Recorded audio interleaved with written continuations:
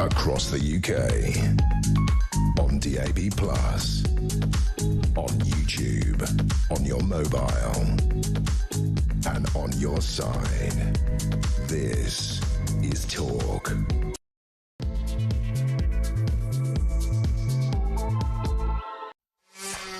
There you are. Well, we've just been watching for an hour and a half that remarkable undercover migrant film, starring, of course, our undercover migrant, a man who took it upon himself to go over to the Calais jungle and find out what's happening. His name is Christian Drogo.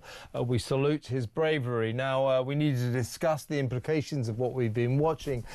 So in the studio, I've got from the Centre of Migration Control, the director there, Robert Bates. Thanks for coming in, Robert. And down the line, we've got Isabel Oakeshott, who, of course, did the interview and indeed was part of this process all the way through. Well, Isabel, let's ask you first. I mean, my takeaway from this, the headline for me is this, that this is what we've just been witnessing. I think Christian at one point estimated that he thinks there may be 4,000, maybe more people waiting in the jungle there for their turn to come across the channel. So we have this vast waiting room, this huge terminus, if you like, of people who've come from all corners of the earth, across from the Middle East, from Central Africa, etc. They've arrived in Calais, and then what we've assumed is, in a kind of chaotic way, they just sort of hang out, pitch a tent and wait for their turn. But it's much, much more organised than that, and much more hierarchical, and it looks as if right at the centre, at that very, very nice bit of the camp where there's a generator and wheelie bins and a loo outside the camp, that's where the bosses are. So it's far more sophisticated, far more hierarchical than we'd ever imagined. Your thoughts?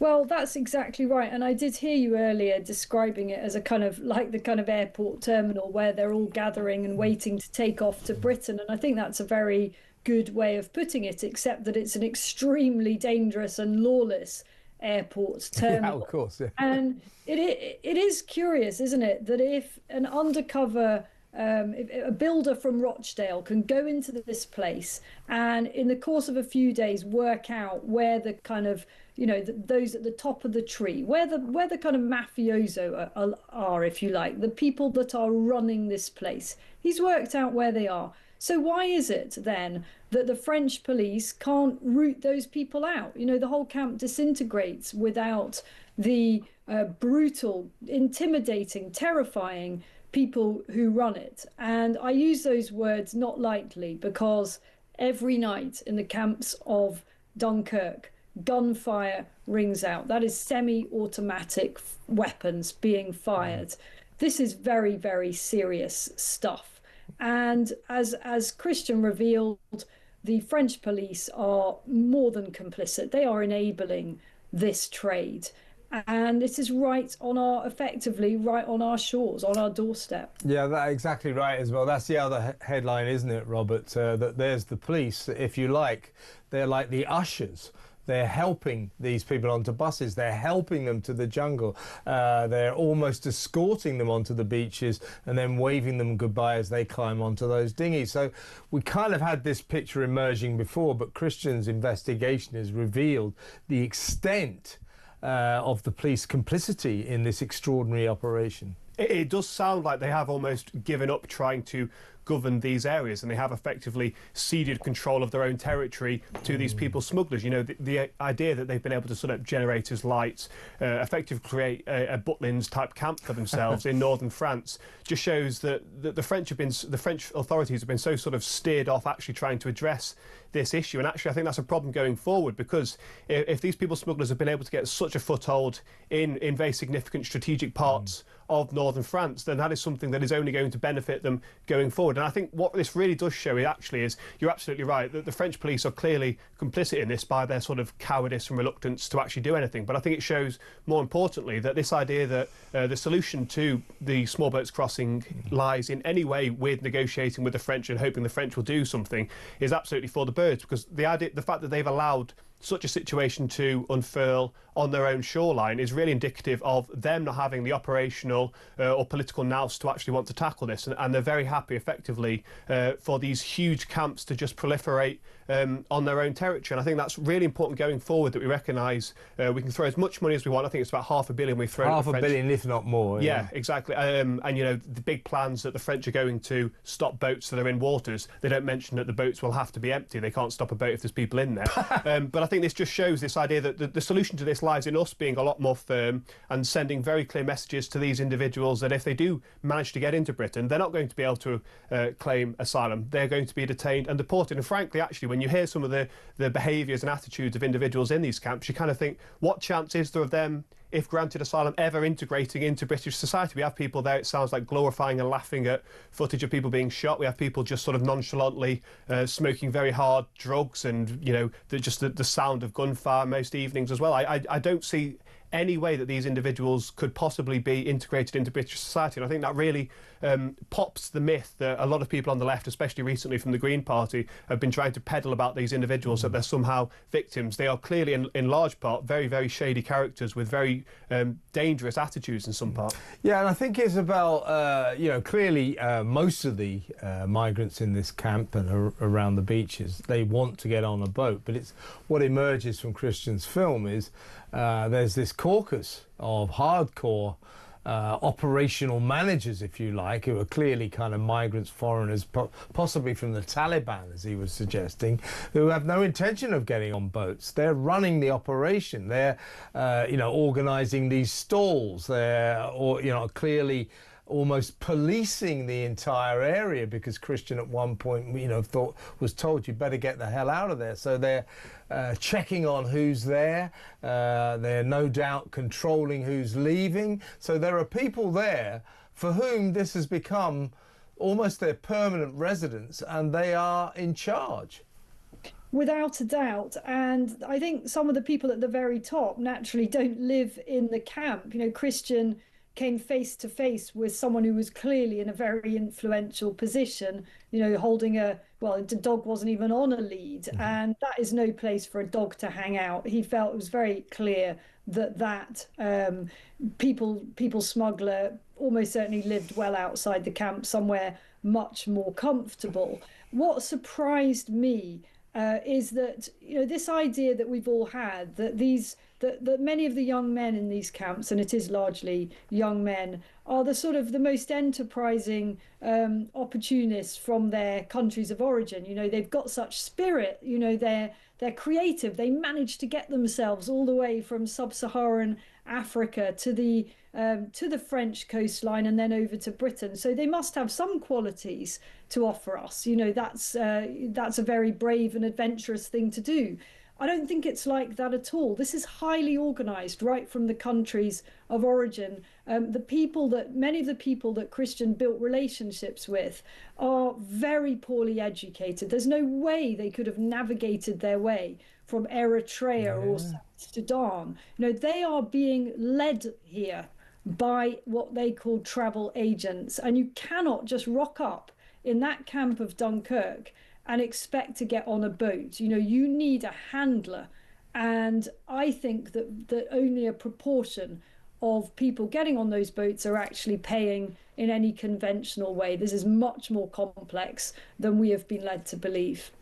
And also, Isabel, you know, in terms of the guns, what do you think is going on there? And the other thing I wanted to ask you, you've spent some more time with Christian than I have, obviously.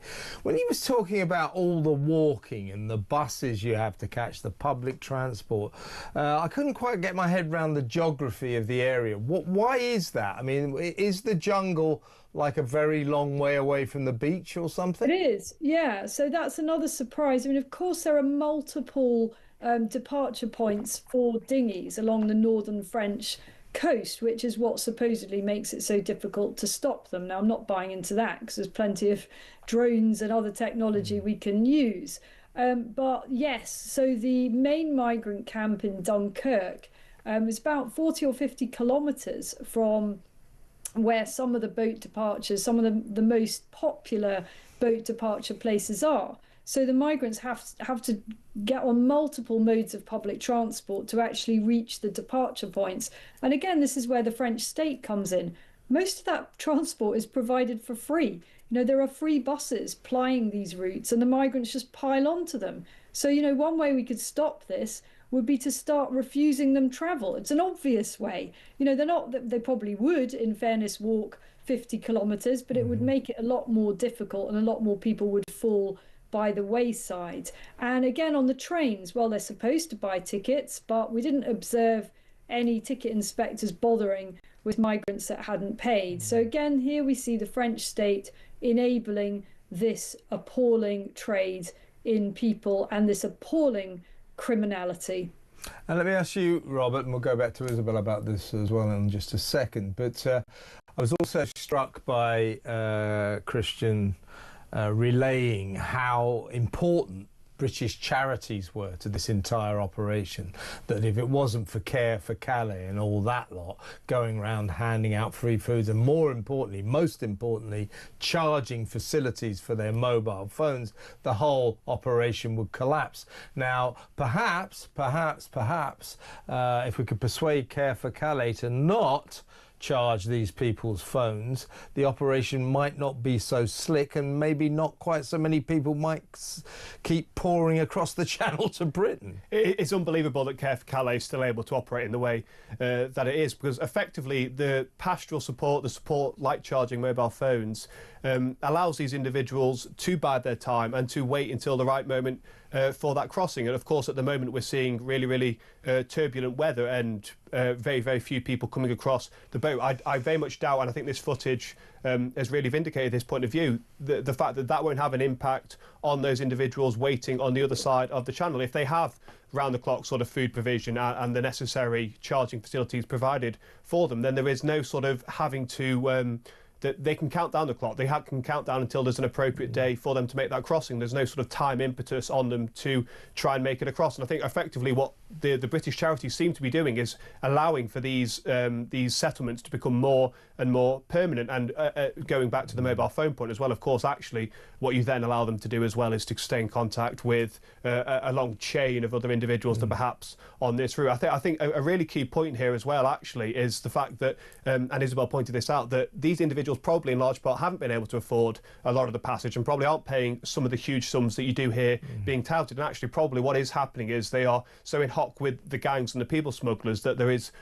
work lined up for them on the other side in Britain. There's a huge burgeoning black economy that it's planned to slip them into. And this is why we're seeing, for instance, today a report saying that the Home Office has lost track of so many asylum seekers because a lot of them are coming here already with opportunities lined up for them. When we say they're coming to work, we're not meaning that they're just coming to work in delivery. We're meaning that they're probably coming to work in sometimes very illicit and illegal trades, drugs and contraband weapons and so forth as well. So I think that's a really important revelation that Christian's been able to bring to the fore with this. Yeah, that's another point, Isabel. As Christian was saying, these guys, mostly guys, young guys, they are obviously not doctors and engineers and surgeons like so many Labour and Green MPs seem to believe, and the Lib Dems. They're not doctors, surgeons, and engineers. They're blue collar guys. They're from sort of the lower echelons of their various societies that they come from. So they arrive here. I find it hard to believe. We hear, I don't know what the current ticket that they're talking about, what the fare is at the moment, but I've heard down the years, at one point it was supposed to be 5,000 euros, down to 3,000, and then I heard about like bargain basement offers of 1,500 euros. I find it hard to believe that these guys like Christian's mates from Senegal, I find it hard to believe that they've got 1,500 or 2,000 euros in their pocket waiting to pay for their crossings. So what is going on here? How are they getting on these boats? What is the reason, do you think? Well, let me be categorical about that. They don't have that money. They don't. Some of the people that Christian interacted with didn't even have €2. Exactly. These people have nothing. And that is why the role of the charities is so important. This point that you made about the mobile phones, yes, often they're communicating solely with the people smugglers by WhatsApp. These are not obvious links. It's not as if there's a bunch of people going around the camps with little badges on saying, I'm a people smuggler, I'm here to help you. This is all done remotely, and it's utterly dependent on mobile phones. And here's the other thing. What was so, I guess, very striking from this operation was the extent to which demand for places on boats, demand for channel crossings, massively outstrips the supply of boats making that journey. There are far more people wanting to come across the channel and waiting to come across the channel than the people smugglers at this stage are able to cater to. So what that means is that those guys, mostly guys, that turn up, they've come all this way with the help of handlers. They are then stuck in the camps for months, sometimes even years, waiting to build up enough credit with the people smugglers to allow them a place on a boat. And God knows what they're getting up to on the other side. So they're providing services to the people smugglers either in France or in the UK in payment for their passage. And by the way, do you remember not so long ago, we'll all remember it, the one in, one out, one in again guy, that guy, you know what he said when he came back in again? He said, I can't be in northern France because I'm a modern day slave. And we all laughed. You know what? I reckon he was telling the truth, because that is what these people are in northern France. They are, many of them, slaves to the people smugglers. So in other words, the paymasters for these voyages on these small boats across the channel are mysterious, and it is not, it seems, mostly the passengers themselves that are paying for their passage. Yeah, exactly that. Now, I think that changes the whole way we look at this. I'm not saying that there aren't some people who do pay, and you're absolutely right about the varying sums, and we know this because Christians spent a long period interacting with people smugglers or their agents on WhatsApp in different forums, trying to get information about how he could make a crossing, because ultimately, actually, that's what he wanted to do. And he was quoted all sorts of different prices. Because, of course, like any negotiation, they start off by saying, well, it's going to cost you $3,000. And by the way, the idea that people aren't still coming over in the backs of lorries and all manner of other ways, that is still very much going on, but that is more expensive because it's described as 100% safe game. That's the terminology they use. So coming over on a boat is regarded as the most risky, but it's really living in those camps that's the most risky, and especially for any outsider that doesn't have a handler. It's fascinating stuff. We're going to break in a second, but before we do, Robert, what are you making of this apparent truth that most of these migrants are not paying for themselves? What does that mean? Because, don't forget, we're going to end up with, 50,000-60,000 are coming across this year. There's already been about 60, 70, hasn't there, since Keir Starmer got into power.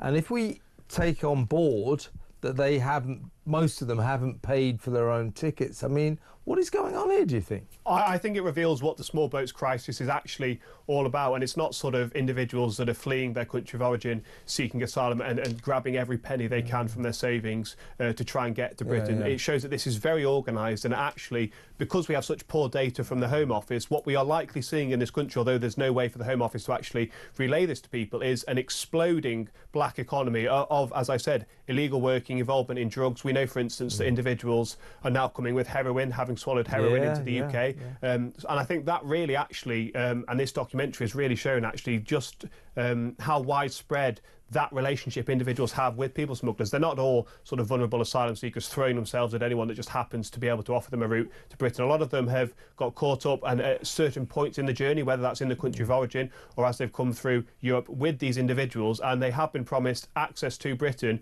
in return for engaging in illegal working. We have tens of thousands of individuals that have likely slipped the Home Office, and we just don't know what they're up to. And I think actually this documentary probably does show that a large part of that is individuals just slipping off to go and almost pay their debt to the people smugglers that have brought them to Britain. Yeah, in other words, what's happening here, we've always assumed we're being flooded with chancers, most of them chancing their arm, economic migrants, get me across the channel and, they'll start giving me benefits and put me in a nice hotel. They're chancers, they're lone chancers. But what we're learning here is the possibility that we're not being flooded with economic migrants, we're being flooded with kind of pawns in a major organizational crime game, that this is organized crime, and that these people coming across the channel may be a lot more than just chancers who are hoping to make a few quid while they're in Britain. They're working for other people. This could be very, very serious. So listen, when we come back, we'll talk about the British reaction to this, what we've been doing, and the way that this Labour government just seems to allow this to go on in a kind of shoulder-shrugging kind of a way. We'll talk about that next.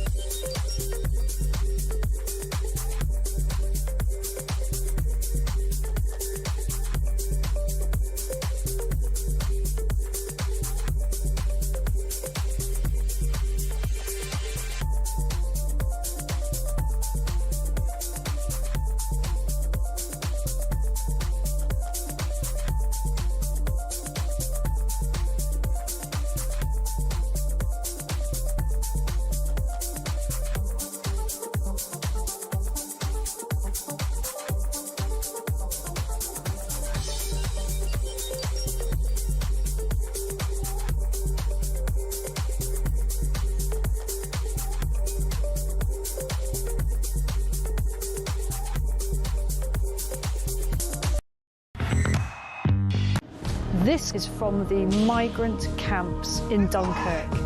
It's a lot deeper and darker. The French police are complicit every step of the way. And that was when I heard the gunfire. You need to get out of here quick. They do not care about human life. They are dangerous people. For 2 weeks, talk was undercover in those camps. This is an absolute scandal.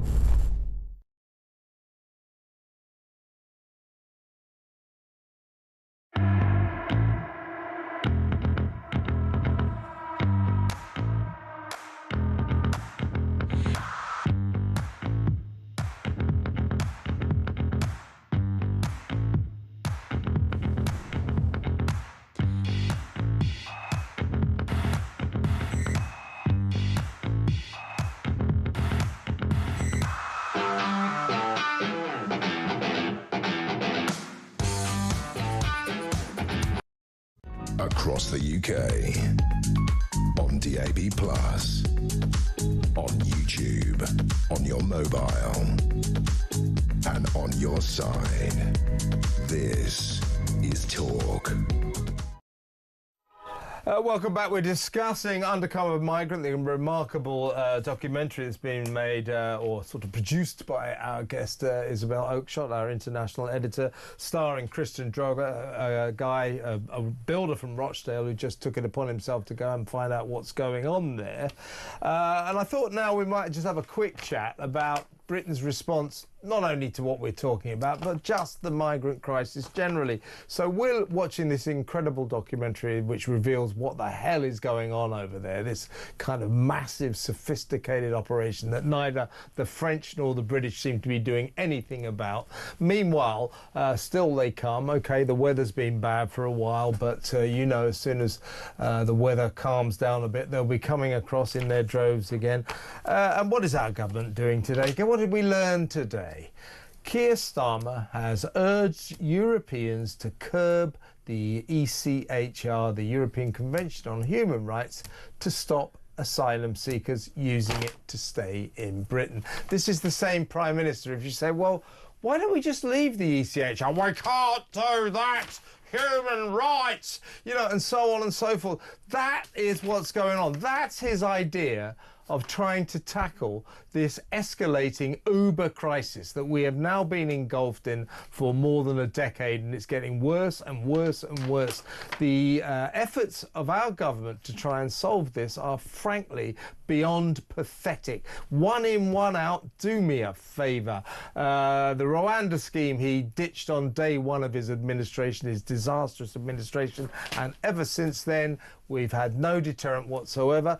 You know, our friend Alex Phillips, Isabel, has spent the day with Jordan Bardella, the upcoming probable French president, who says, yeah, I'll let the British turn the boats round in the middle of the channel. Well, OK, that's great, you know, so we can tow them back to France. All right, but they're still going to keep coming to the jungle because we're the promised land. We give them 50 quid a week as soon as they arrive. We put them in a 4-star hotel. We give them free doctors, free dentists, free food, free lawyers, and so on and so forth.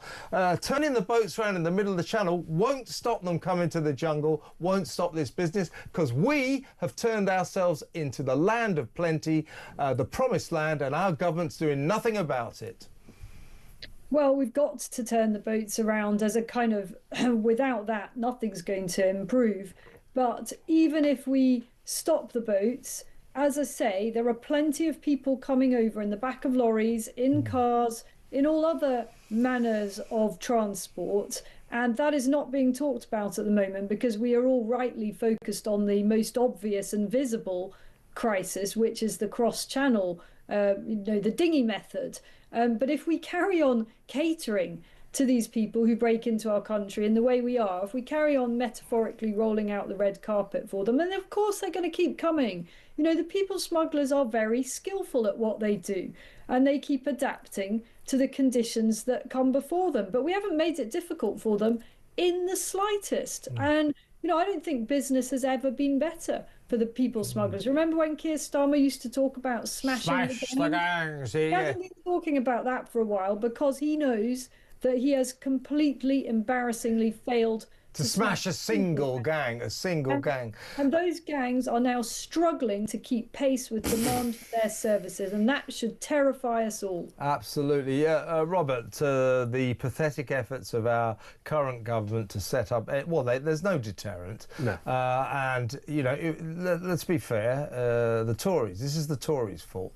Government after government, for going right back to David Cameron, then the dreadful Theresa May, the useless Boris Johnson, and then, of course, Rishi Sunak, whose heart was in the right place, but too nice a guy to really do anything about it. Let's not bother with Liz Truss. But remarkably, in came the Labour government, and they made a terrible situation even worse. Their efforts to do anything about what we're talking about, this ongoing invasion, as I say, are frankly beyond pathetic. Yeah, and I do blame actually the Tories in part for the way the Labour Party have responded. The Tories obviously had two central ideas, which was if you came to the UK illegally, you would never be able to claim asylum. And then the second part of that was, of course, the Rwanda processing deportation scheme. Both of them were so badly handled because they weren't prepared to take that final step of leaving the ECHR and the Refugee Convention and a whole host of European entanglements that it looked like complete failure, and therefore Labour came in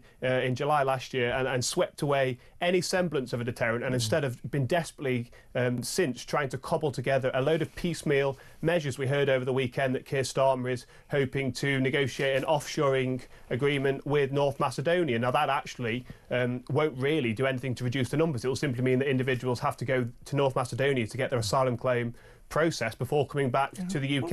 And there's also serious questions about the capacity there as well. So the asylum system has been put in absolute chaos. The amount we spend each year has increased, I think, 7-fold since 2019. We've spent about 17 billion between 2019 and 2025 just having to deal with this situation that is ever escalating. And of course, the small boats are a large part of this, but another part of this is just in terms of who we're handing visas to, because half of asylum claims come from individuals that have nominally come to study at universities or come to work, and then once once they're here, suddenly decided that they can't return to their country of origin. And this has all just been perpetuated by a Home Office that is all too ready to hear each and every single asylum application, rather than just frankly saying, no, look, the British people have done enough at this point. It's time we're just going to freeze the asylum system because the costs have been too much, the cultural change has been too much, the disintegration of public trust has been too much. We're just going to freeze this for the time being. Yeah, we're going to discuss this after the news, but last word to you, Isabel. The Mail today, a horror is unfolding before our very eyes. It's time to confront some hard truths. And what they're talking about is the increasing number of migrants committing sex crimes. And of course, we're all horrified by the conviction of those two 17-year-old Afghanis who raped a 15-year-old girl. I'm haunted by the fact that was her first ever sexual experience. They ruined her life. But there are more and more cases. The Mail has listed them all. In the face of this, as the Mail says, this horror unfolding before our very eyes, we have a government that at the very best, if you're being very generous to them, now and again tries to tinker around the edges. It's just not good enough. As the Mail said today, enough is enough. We've got to get this government to do something, although I'm not holding out too much hope. This is a national security crisis. This is an emergency, and everybody needs to wake up to it. And those on the left that persist in pretending that it's not for real, that they can't believe the evidence that's before their own eyes, are part of the problem. And it is incumbent on this government, because their responsibility, their first responsibility, is to the safety and well-being of the British people. And they must stop putting pretty much everything and everybody else first ahead of that fundamental duty. Well, I said last word to Isabel, but last word to you, I guess, Robert, for what we were just discussing. I mean, Isabel's right, and the Mail is right.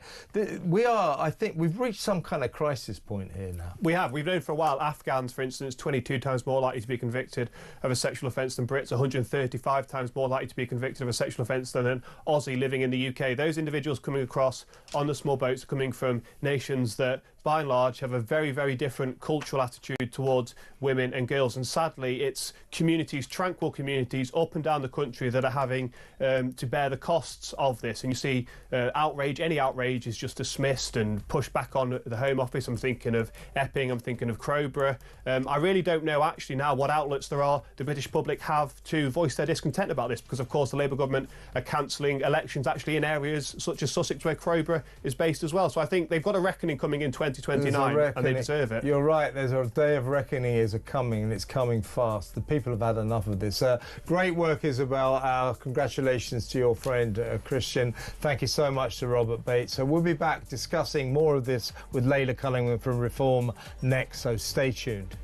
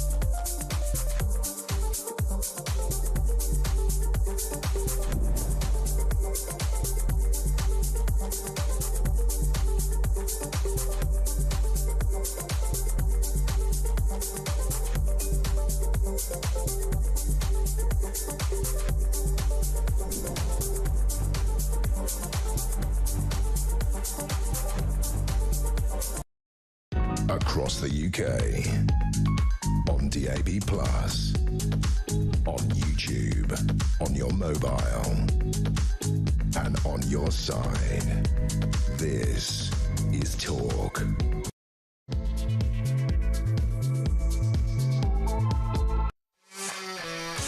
Welcome back. In a little while we're going to talk to Layla Cullingham from Reform UK about what's been happening in the last couple of days. It was yesterday that these two 17-year-old Afghani migrants were sentenced to 10 and 9 years respectively in youth detention centres because they're only 17, they're only young, you know.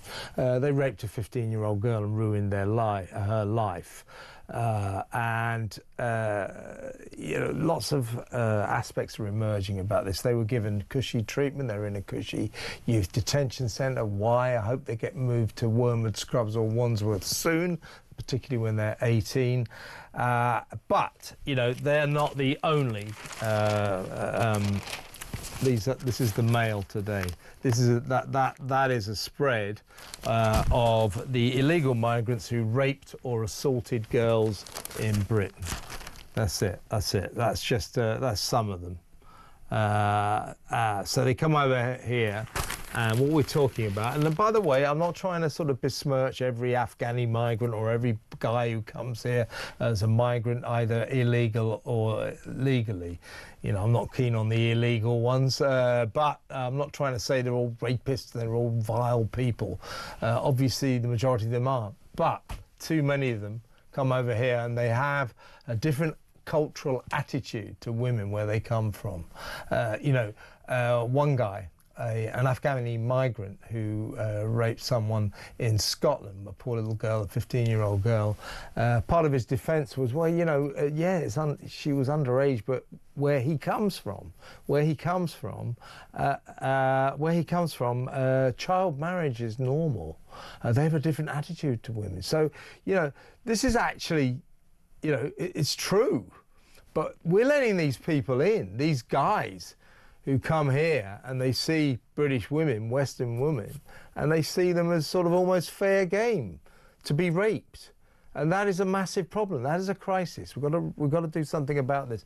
While we wait to get Layla, let's go to the phones. Let's talk. Give us a ring. Let me know what you think about all this, what you think about the undercover migrants' astonishing report about what's going on in the jungle over in Calais and the way the French are helping migrants leave here, how organised it is, how it seems to be organised crime, hierarchy, a very dangerous place, gunfire, 03444991000. And let's go straight to David in Exeter. Hello, David. What would you like to say? Hi, Kev. I just want to follow on from what Isabel was saying, that this is a national security crisis. So I completely agree it is. So therefore, the question has to go to Jonathan Powell, the National Security Advisor who chairs the National Security Council.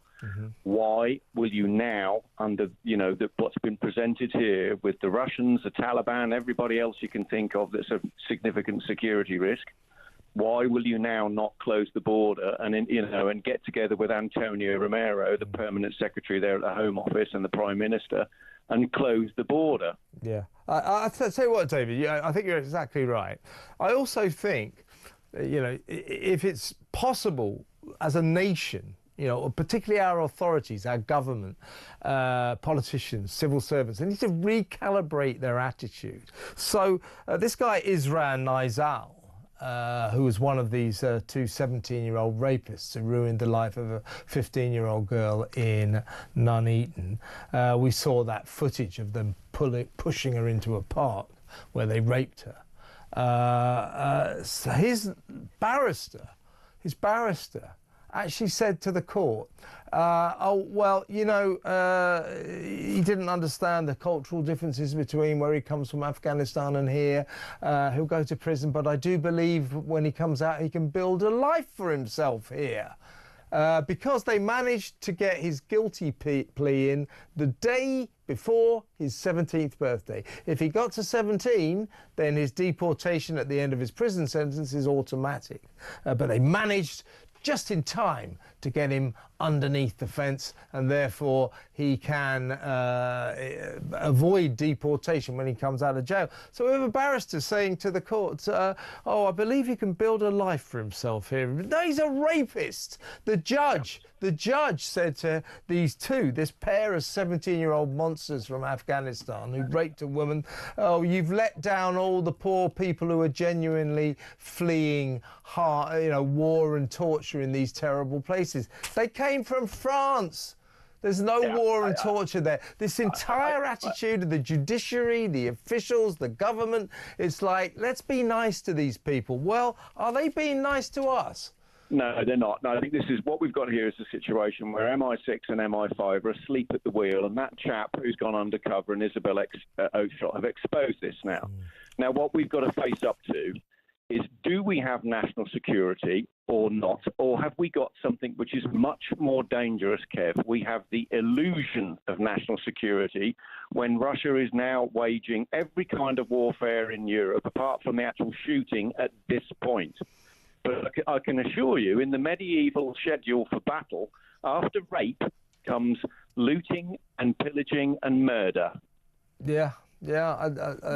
That's where we're now. If Jonathan Powell and the National Security Council and the Prime Minister and Antonio Romero at the Home Office, who runs MI5 and MI6 and the borders, if them three don't sit in a room now and go, we have to shut the border, we are at war.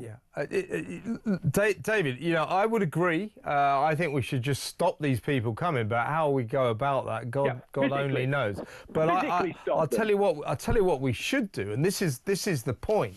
This is why the Mail is saying enough is enough, and they're not the only people saying that.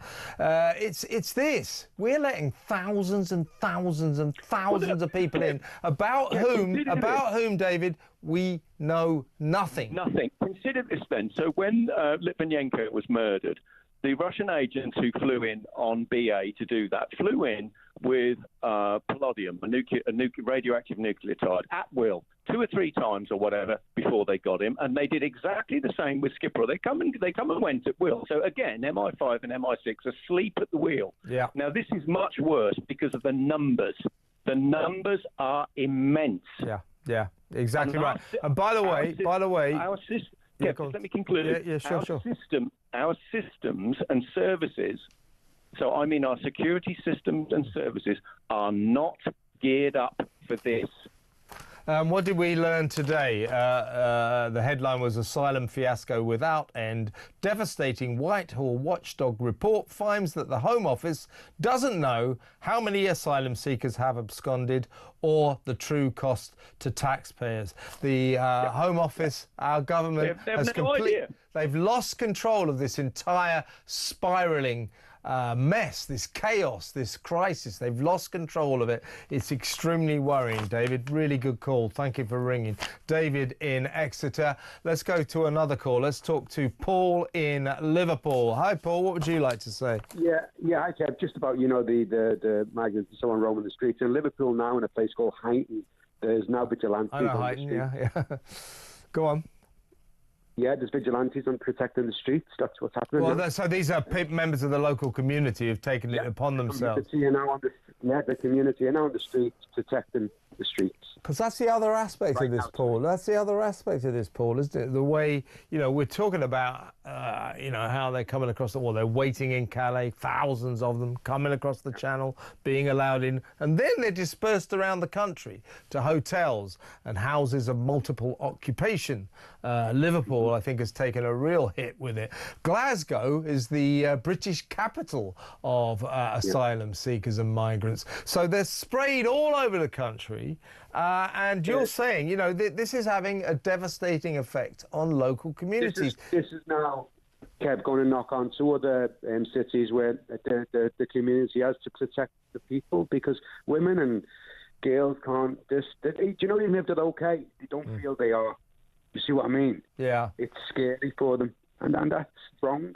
Yeah, it really is. Did you have kids at all, Paul? No. But I mean, I'd imagine parents in the area, if they're putting vigilantes out, parents are probably frightened for their kids. It's probably people are frightened for the women there, I should imagine. Yeah, that's exactly what it's about. The women and the girls and the mums and that. And with the shops. Really bad, isn't it? Really bad. It's really sad. Paul, it is sad. That's the word. It's sad, but it's also devastating. This country is being changed by this. And the Mail, as I say today, is saying enough is enough. I'm sure you feel the same. I think millions of people all over the country, when we learn about these... The day, by the way, these two 17-year-old rapists, it was yesterday, got... sentenced to their cushy sentences, youth detention centres. We learnt that another 29-year-old Afghani migrant had been charged with the rape of two girls, 14-year-old girls in Bolton. Now, again, he's innocent until proven guilty, but I see what you see what I'm saying. As I say, the Mail has got a spread, a kind of rogues gallery of all these migrants who have committed sexual assaults, having been welcomed into this country under our mad asylum system. Yeah, Paul, good call. Thank you for ringing. Let's take another call, shall we? Let's go to, Herbie in Harrow. Always good to talk to Herbie. Herbie, did you watch the film? What did you make of it? Right, no, I didn't see the film, unfortunately, Kevin, but I listened to it all the way through. Oh, you listened to it? That's the same. It's not... Yeah, but I mean to say, if this government doesn't take heed to what's been given out today by Isabel Hope-Shot and that brave man to do what he's Christian done... Drogan, yeah. Yeah, I mean to say, then they do not need to be in government because they... putting us into the biggest crisis this country's ever known since World War II. I think you're right, Herbie. Well, we are reaching some kind of, crescendo of crisis here. This is we're saying there's a day of reckoning coming. I think it's kind of arriving. People, they saw the case. We saw that. Well, we'll play it in a little while. The chilling video of those two 17-year-old Afghani monsters pushing that girl into a park where they raped her. And then we learn of all the other cases of sex assaults and rapes by migrants and asylum seekers that we've let into the country and put into hotels and houses of multiple occupation. And people are going, hang on a second, what is going on here? And we have a government that basically don't really want to talk about it. A government? We don't have a government. That's all they don't know. It's a government. They haven't got a damn clue, Kevin. You're joking. Listen, this crisis is going to blow very, very big. It is, isn't it? The biggest crisis we've ever known. Look, we can't carry on like this. Our security's in danger. Our freedom's in danger. Our way of life is in danger. How much more does this government need to be told? Why don't we go down there with a big loud howlers and say, listen to what we got to say for Christ's sake before it's too late? Yeah, as you heard in the film, it's perfectly all right that you listened to it. By the way, Herbie, it's deliberately supposed to be amenable to radio listeners as well as people who watched it. What we learned was that the French are facilitating. The cops are helping these people across. And what is the response of our government today? We learn. I'll read you. Keir Starmer has called on European leaders to urgently update the European Convention on Human Rights to stop asylum seekers using it to avoid deportation. I got a better idea, Starmer. Leave the ECHR. For God's sake, what do we get out of our membership of the ECHR except a whole host of headaches and problems that we just get trouble because of it? Exactly. Leave number 10, please, Keir Starmer. That'd be even better. Yeah. As well. While you're at it, leave the ECHR, and by the way, leave the keys to number 10 on your way out. Anyway. Unbelievable. He's never there. Never here, Keir. Herbie, great to talk to you as always. Let's go to break. We've got loads of calls piling in. Keep them coming. We're going to talk to you. We'll take calls all the way to 10 o'clock. What the hell? Let's do this properly. We might give you a little bit of a break because there was a story today.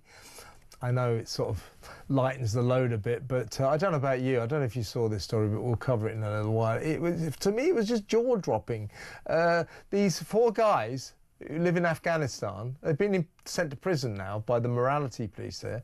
They dress as the Peaky Blinders. You know, that TV series, the Shelby brothers. They're dressed as the Peaky Blinders, marching through these fly-blown Afghanistan towns. It's unbelievable. Tell you what we'll do. Got loads of calls, but we'll have a talk about that next. Stay on the line, and then we'll chat more about the film and the ongoing migrant crisis, which I think we all agree has reached some kind of point of reckoning. Something has got to do. We can't go on like this, and this is my message to the government. I'm sure you all agree. Let me know what you think the government should do. 0344 499 1000. We'll talk about the Peaky Blinders next. We need to take a little break, a little bit of a laugh, although not much of a laugh for them. They've been locked up in prison for daring to dress unconventionally. But I could not believe my eyes when I see this story. We'll play you some film and everything when we come back. Stick around.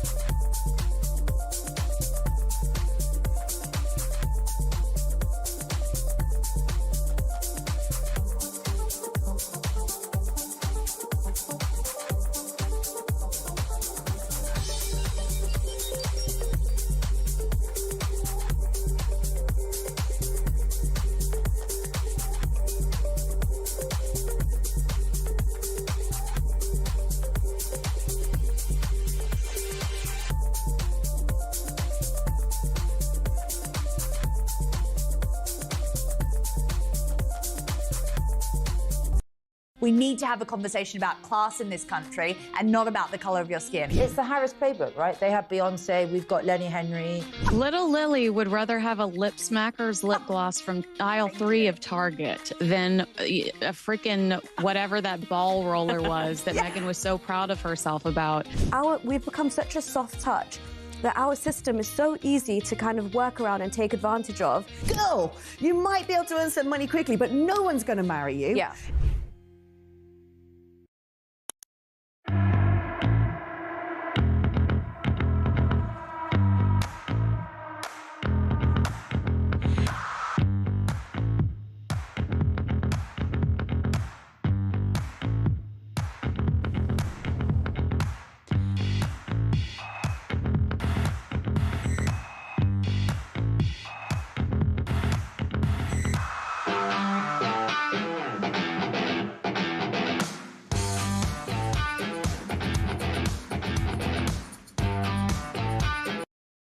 Across the UK, on DAB+, on YouTube, on your mobile, and on your side. This is Talk. Welcome back. We're going to go back to the phones in a little while, talk about that incredible film, The Undercover Migrant, with Christian Drogan and, of course, Isabel Oakeshott, who was the chargé d'affaires. She kind of organised the operation. This guy went undercover 2 weeks in the Calais jungle. You saw the film, you may have heard it or watched it, and we'll talk about that in just a minute. But I just got to do this story. I woke up this morning, I saw it on the wires. I thought, my God, I mean, this is just extraordinary. It is the Peaky Blinders in Afghanistan. So the Taliban, killjoy tossers that they are, have arrested 4 young men for wearing outfits inspired by the Peaky Blinders. They were detained in Herat, the Afghanistan area, by the Taliban morality enforcers. I hate. Look at these guys. Look at these guys. This is in the middle of some fly-blown town outpost. Look, I cannot believe it. And of course, they've been charged with bolstering foreign cultures. They're known as the Jebrail Shelbies, and no doubt their lives will be hell. A little bit of character, a little bit of personality in Afghanistan. You can't have that. Another reason to despise those tossers from the Taliban. Let's talk to journalist Nuraya Khan.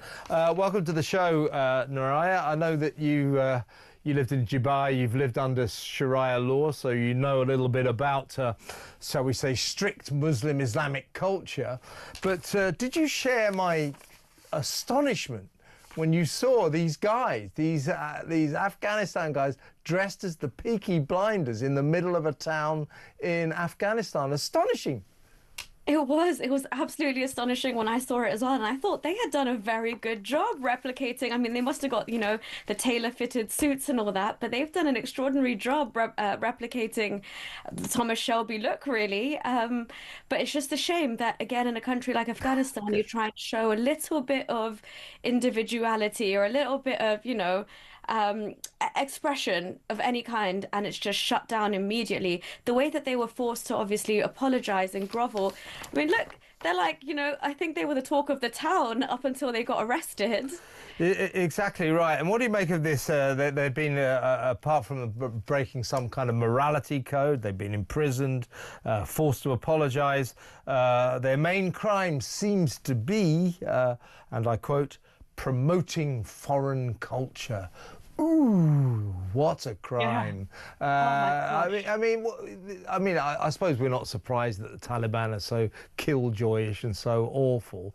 But how do you think that these guys knew about the Peaky Blinders? Is there a sort of black market in foreign films and that kind, and television and that kind of thing, do you think, in Afghanistan?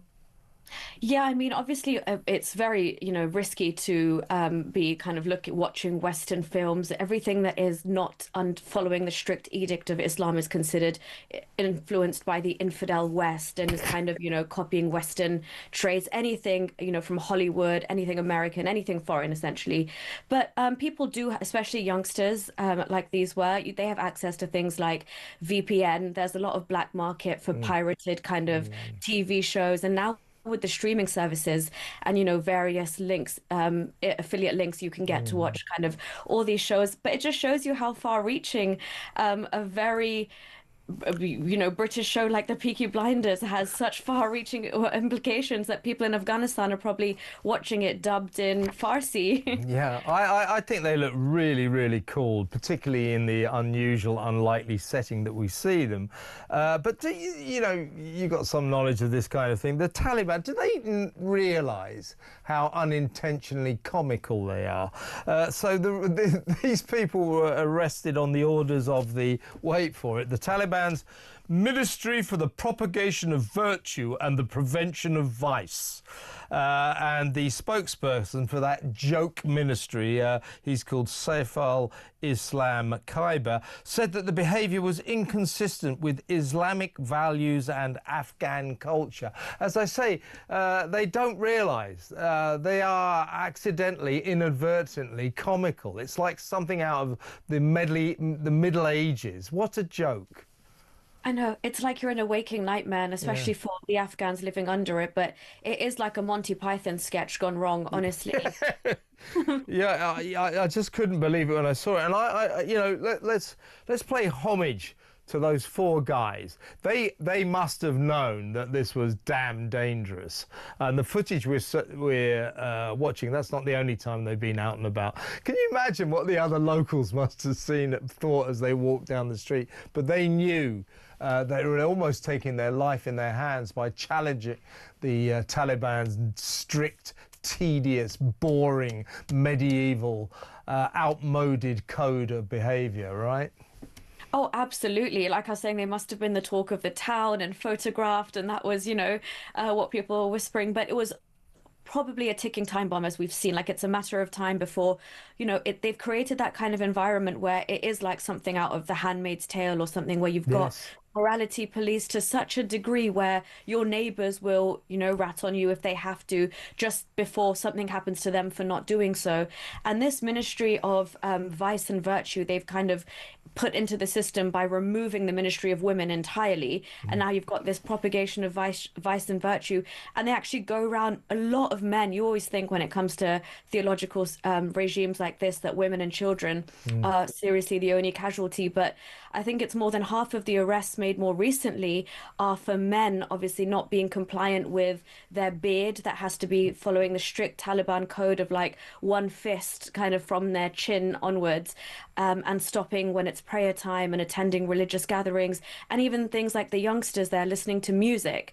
So yes, for sure it would have been known that they'll have fun while they parade around, only until they get caught up in the reality. They knew they were cruising for a bruising. Yeah, exactly right. Now, well, you got these brave 4 young men challenging this awful administration, this awful Taliban killjoy government.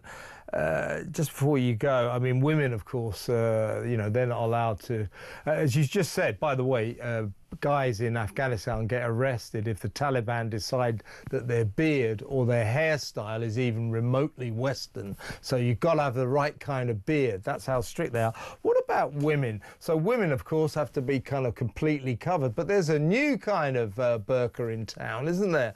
Now, of course, men who have driven into wild sexual frenzy if they even see a little scintilla of female flesh over there in Afghanistan. Well, they've turned out now that 2 eyes, that's too much. So there is now a new burqa with 1 eye for women. That is disgusting. That is the imprisonment of a human being, isn't it? Oh, absolutely. I was so shocked when I heard this as well, that how much more can you erase women from society?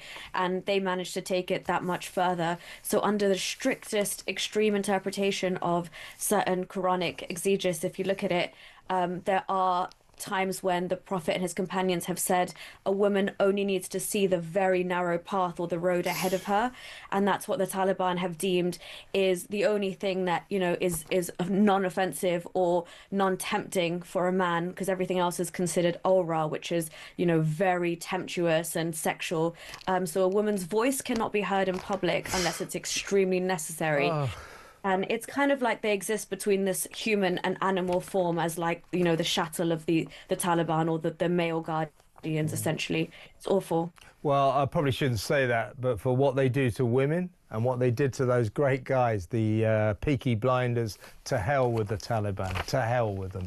Nuraya, great talking to you. Thank you so much for coming on. Nuraya Khan, a journalist who lived in the Middle East and has suffered the horrors of having to exist under the strict code of Sharia law. I mean, this is what they're doing in Afghanistan, what they do to women. It's just inhuman. Those 4 guys show a bit of personality, a bit of character. We can't have that. What is wrong with the Taliban? What is wrong with these people? Grow up. They're like children, aren't they? Stupid idiots. Right, let's go to break. And when we come back, more of your calls about that remarkable film that we saw earlier. You may have just listened to it, you may have watched it. The Undercover Migrant, Christian Drogan's report of what's been going on, or what does go on right now in the Calais jungle, and this government's useless response to it, and also the fact that I think that many people in this country, millions of people, are thinking in terms of more and more we learn of sex crimes committed by asylum seekers, by migrants, these terrible cases yesterday, the 2 17-year-olds. Enough is enough, isn't it? 03444991000. Stick around.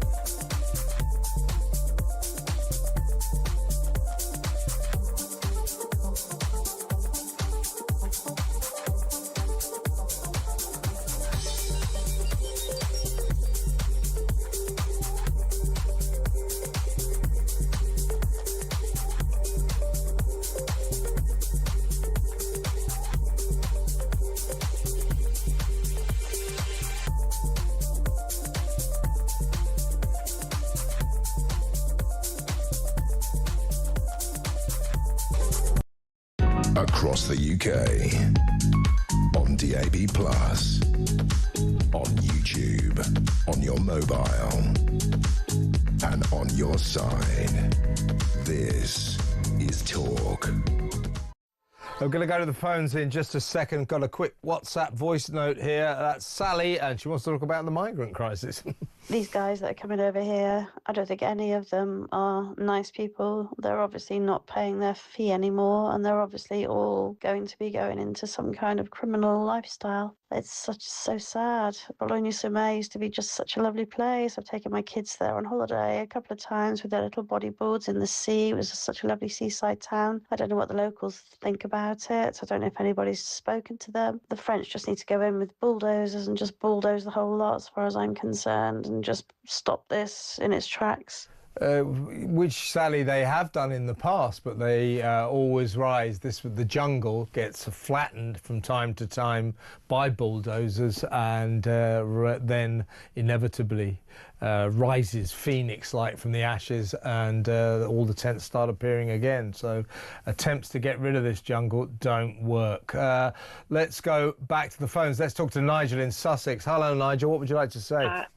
Hello, Kev. Nice to speak to you. One thing I'd like to say on this show tonight is I want to see an inquiry into where our money's gone to pay the French. I'd like to know which bank accounts it's gone to. That's it. Mr. E. Macron, probably. Yeah, but wouldn't you like an independent audit to know where it's going and which Swiss bank account it's going into?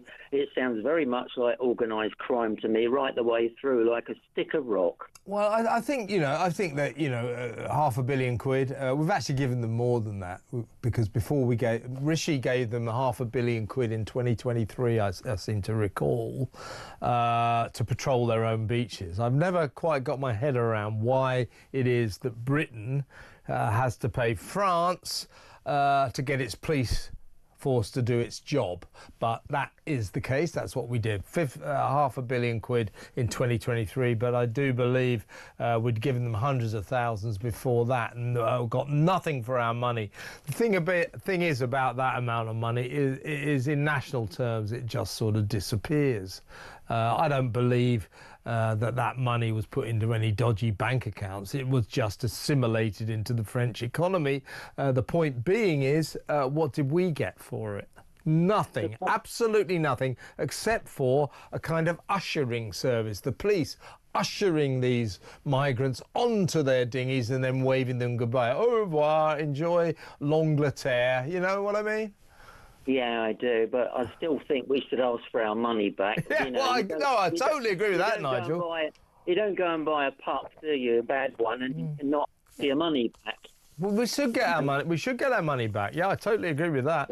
I mean, the point is, Jordan Bardella, who may well be the next president of the United States, of France, he says he's going to facilitate the turning of the boats around and all that.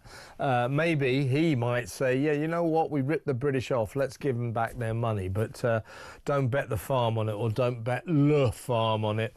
Nigel, good talking to you. Thank you very much. Very good phone call. Let's go to Rob. Sounds like he's on the front line in Kent. Hello, Rob. Hello, Kev. Hello, mate. I'm actually a fourth-generation farmer as well, but that's for another time. Well, yeah, you can call me again when we do farming and the inheritance tax. What would you like to say about migrants, mate?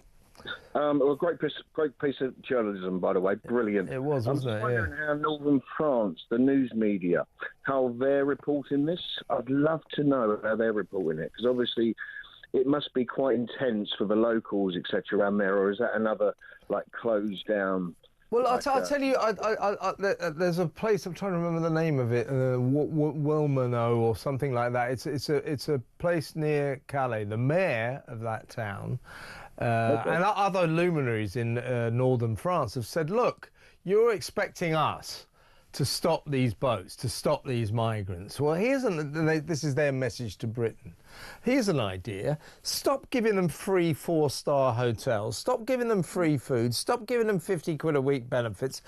Stop giving them free doctors, free dentists, free lawyers, and free loads of other stuff, free trampoline lessons, free driving lessons. Stop giving them all that, and then maybe they'll stop coming. it's not a bad point, is it? Absolutely, and I do hope that this is raised on what you've done tonight on the piece is raised on Wednesday at PMQs. Yeah, well, one would hope. Perhaps one of our friends from Reform might bring it up, because I think what we've shone a light on tonight, and I watched it for the first time along with everybody else, that Christian Drogon's film. What we've shone a light on is the sheer sophistication, size and organisation of the Calais jungle. Christian estimated 4,000 people dotted around, maybe more. This hierarchy, definitely a central camp where the organisers are. People being sort of shipped to the beaches on buses, public transport, walking. So we've found out that, you know, this Calais jungle is really something. What are the French doing about it? Nothing. What are we doing about it? Nothing.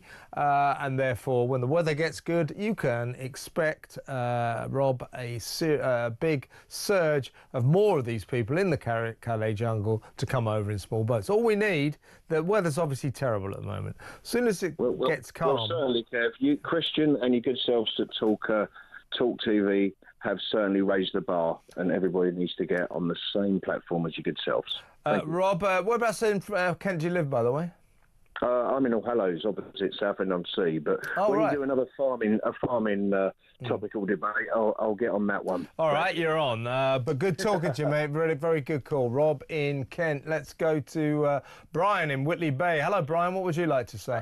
Hi, Kev. Yeah, I'll be honest with you, right? I don't have any sympathy with Afghanistan whatsoever. The people there had an opportunity to fight for freedom. And what did they do? We were there to help them. What did they do? They just turned their backs and allowed the Taliban to take over. So I don't have any sympathy for anybody coming from Afghanistan.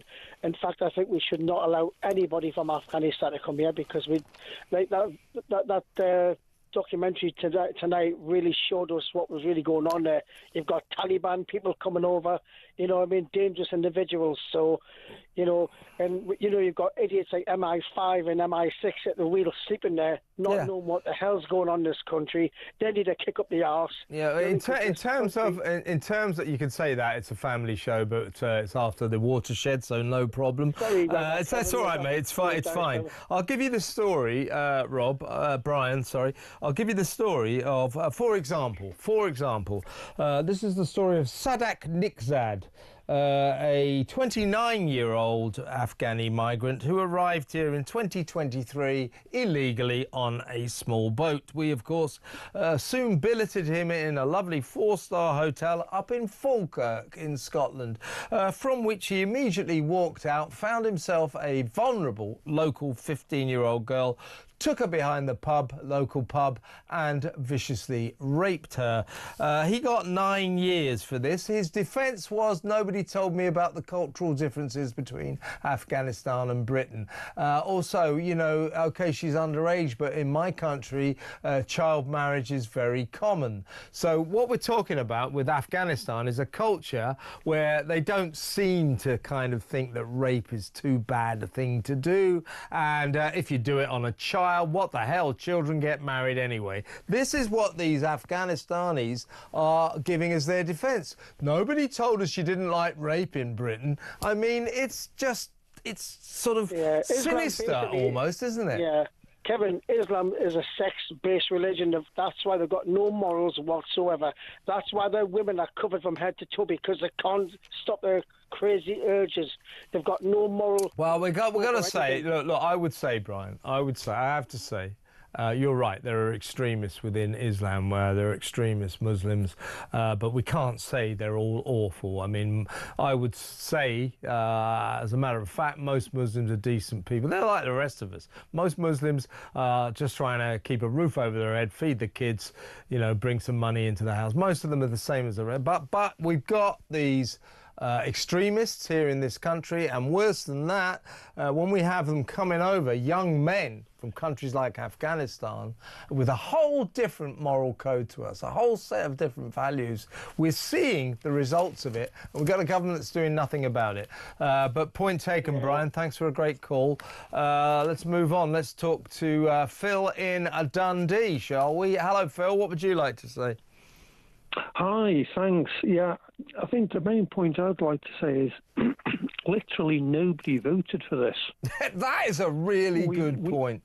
We've voted against this repeatedly, and repeatedly we've just been completely and utterly ignored. They've gone completely the other direction. This is such a good point. That's such a good point. When did we ever vote? Did any party, you know, the Tories, what was it, 4 different governments or whatever it was over 14 years, did they ever put in their manifesto, let's open the borders and let hundreds of thousands of people in, shall we?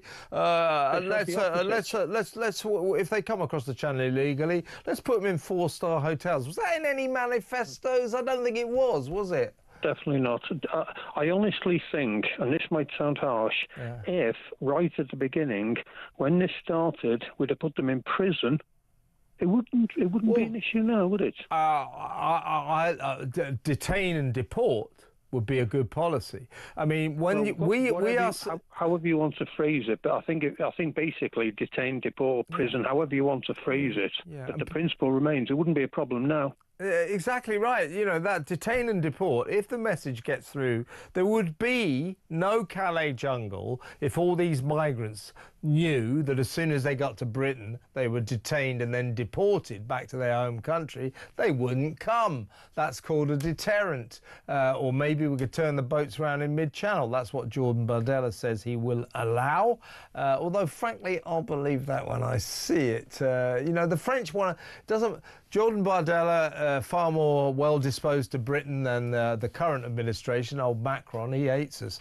But in the end, the French, what's in it for them? They want to say goodbye to these migrants. If they all want to go to Britain, fine. Have a nice time. Au revoir. They don't want, you know, that's the problem we've got. What we have to do is to send a message that if you get here, you don't get a free hotel. You don't get 50 quid a week benefits. You don't get free food. You don't get free doctors, free dentists, free lawyers, etc., etc. You don't get any of that. In fact, you get detained, you get deported. Then they'll stop coming. It's not rocket science, Phil. It really isn't. I think the only hope we've got is for Nigel Farage to come in and put a bit of common sense in. What we need, look, Farage, and I'm not here to, you know, bat for any particular political party, but what I would say is we need a government with resolve, who actually want to solve this crisis and good luck with that. Which realises that the only way to do it is by bold measures. Bold measures, like the ones that Donald Trump is bringing in America. You know, he's reduced their migration crisis by something like 95%.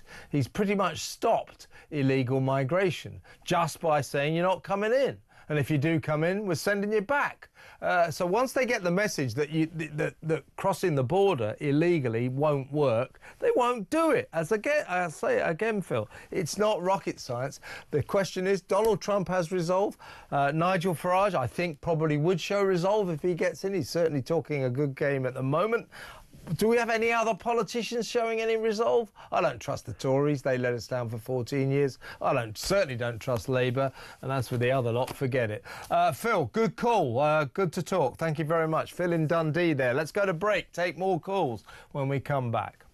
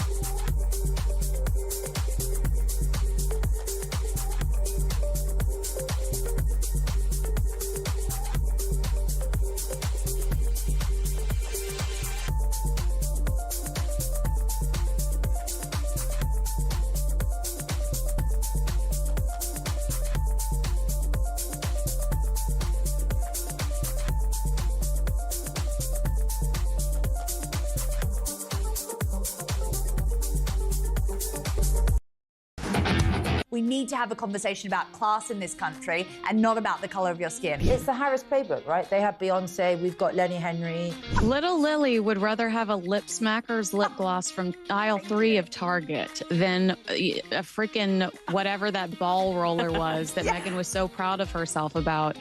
We've become such a soft touch that our system is so easy to kind of work around and take advantage of. Girl, you might be able to earn some money quickly, but no one's going to marry you. Yeah.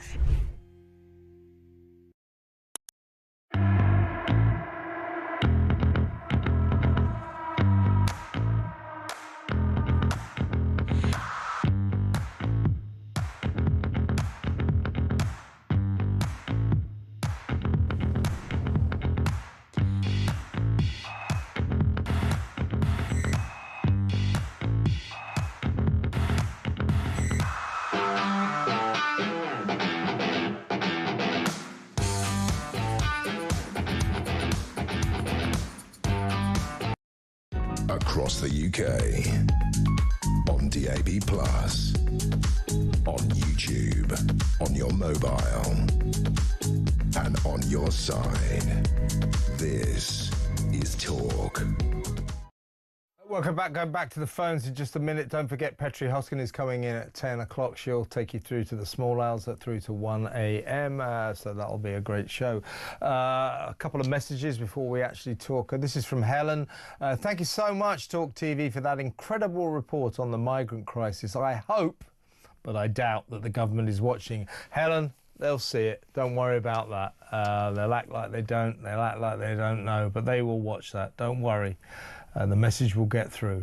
Daryl from Lincoln says the worst thing about that undercover report was the reaction from the Home Office at the end. They basically said, we don't care what is really happening. It doesn't affect us here in Whitehall. The civil service made me want to throw up. Yeah, me too, Daryl. Good one. Sarah says the government are defrauding the British taxpayers. I think we'd all agree with that. Anyway, let's go back to the phone, shall we? Thank you very much for all your messages and thank you very much for all your calls. Can't get to all of them, but appreciate it. Let's talk to Sam in Haringey. Hello, Sam. What would you like to say? Right, thank you. I'm happy to get through. This is actually a very important issue that you and your team have been discussing. I've monitored the conversation and I agree entirely with the sentiments expressed so far as this issue is concerned. Yeah. I came from my home country in Africa, and I mean, which country was that, Sam? I came from Ghana. Okay. And I so much admire the British people for your hospitality. Mm-hmm. I admire the quality of life of Britain, and that was one of the reasons that drove me to come to the UK to study. I was expecting that when I come to UK, I'll have the quality of life that I was expecting. I'll meet people. I'll get great ideas, get back to my country and make it better. Right. But when I came here, I mean, the streets became different. We are having people who are not able to assimilate and get into the system. And these are mostly people who come through the wrong route. Who come here illegally? You mean? Illegally. You came legally, obviously, Sam. Yeah. I came legally as a student. So I came into the country. I paid everything that I needed to pay. I contributed to the economy of the UK. But I am not actually regarded. I feel I'm not being regarded. And the stiffer sanctions are rather targeting people who came into the country legally, and it's making it conducive for people to come in illegally. And I think that it is time that the British people use the right channels to press home their demands. You have every right to be angry about the current situation ongoing because it's actually heart-wrenching to see how children and women are living in fear in their own country. It should not be accepted. And if the government does not take care and does not take pragmatic measures to deal with the situation, UK may be sitting on a ticking time bomb because these people coming in, you've not vetted them, you don't know their security background, you don't know the type of training they have had in their base, wherever they are coming from, and you are getting them into your country, giving them all the freebies and they are enjoying at the risk of your people. And what I think we should be discussing now, so far as the future of UK is concerned, is that UK has the best of the Navy in the world. Why? We know where the problem is coming from. They are passing through the channel. Why is the government hesitant in deploying the, the Navy to the channel? You know where the problem is. Yes. Stop them from there. Don't get them in. I heard someone talking about the fact that there's the need to detain and deport. It shouldn't get to a point where you have to detain. That was me, you know Sam. Yeah, you know where the problem is. So why would you wait for the people to get in there before you detain them and deport? Sam, How many people have been deported? Sam, I'm agreeing with absolutely every word you say. Are you going to stay here? Are you going to spend your life here? I hope so. I hope so. Stay, Sam. We need people like you. I hope it will get there, but it's really getting. But my point is, Sam. Everything you just said is music to my ears, and I know it's music to the audience's ears. Everybody listening, you're exactly right what you're saying. You've come here as a foreigner, and you look around this country, this great country, and you see a mad system and a mad government that is just allowing this ongoing invasion of undocumented foreigners. And you see it as insane, right? Exactly, Kev. I think the government must do more. It's high time we yanked the political aspect of it, and then also, I mean, the British people have every right to be angry. But what pains me more is that when people see me on the street, they don't know who came in legally and those who came in illegally. Yeah. And they classify you all as illegal, and it pains. Well, that's not fair on people like you. Yes, someone comes to ask you, Sam, did you come by a boat? And I feel so... Do they say that to you? Do they say that to you? Because I was a valuable asset to my country before coming to the UK. Sam, and I can offer a lot to the UK as well. I can tell that, Sam. Sam, you've got to stay here. You've got to live here because we need people like you. Because you're a clever guy. You have seen exactly what is going on here. Great to talk to you. Fantastic stuff. Please call me again. Sam in Harrogate. He's from Ghana. He looks around and says, this is mad. He said, what do you people think you're doing? Listen to that. It's incredible, incredible. Let's go to Steve in Milton Keynes. You were just in Dunkirk then, Steve. I've got a message here. You thought it was mental. What did you see? Well, we stayed in the Best Western Hotel in Dunkirk, and the whole of the top. Is that like a holiday, just taking a vacation? Yeah, well, it was a booze cruise.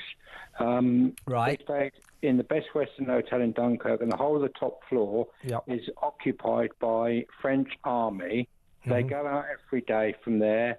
They eat in a big hall, and they have to clean the hotel, all their floor. They have to clean it. And they say that they're there just in case there's an attack on power stations. So this was definitely the army, not the gendarmes, not the police? No, it's definitely the army. And sorry, say that again. So they've got a whole floor, and they're eating in some communal place, and they are there. Explain again why what they're doing. They're there, and they say they go on manoeuvres every day. There's probably about 15, 20 army Hiluxes or 4x4s, and then there's a couple of army trucks as well. And they go out on manoeuvres every day. And they're there just in case there's an attack on an electrical station or something like that? That's what the receptionist said at the hotel. Did you see any evidence of the migrants there as well? We see them loitering around Dunkirk, around the city and everything, 2, 3, 4. You could tell who they were, obviously. But that's extraordinary. You see sort of around there, you just felt uneasy around there, if that makes sense. Yeah, absolutely, Steve. Well, you went on a booze cruise. That's enough to turn anyone to drink. Look, thank you very much. A really interesting story. Thanks for calling. Stephen in Milton Keynes there. We've just got time to talk to Jim in Liverpool, who served in Afghanistan. Jim, thank you for your service. You're saying that, and I don't doubt this, but there are a lot of lovely people in that country. Yes, there is. It's a culture differences over the. So you go to Afghanistan, you go up to the mountains, and they out of the district centres. It's culture law. Whoever your tribal leader is makes a determination of who marries who and stuff like that. And the biggest thing you were saying there about in Calais and stuff about the Calais, the jungle. Yeah, it's like it's the Royal Navy can't police the whole of UK waters because Yeah, I'm glad you called, Jim, because we've got to stress this. I'm sure there's lots of lovely people in Afghanistan. People, in the end, around the world are pretty much the same. All these, you know, loads of decent people in even the worst kind of countries, and Afghanistan will be one of them. As I say, most people have all got the same aims in life: keep a roof over their head, feed the kids, that kind of thing, right? But then if you break it down, at the end of Afghanistan, before we withdrew, there was a lot of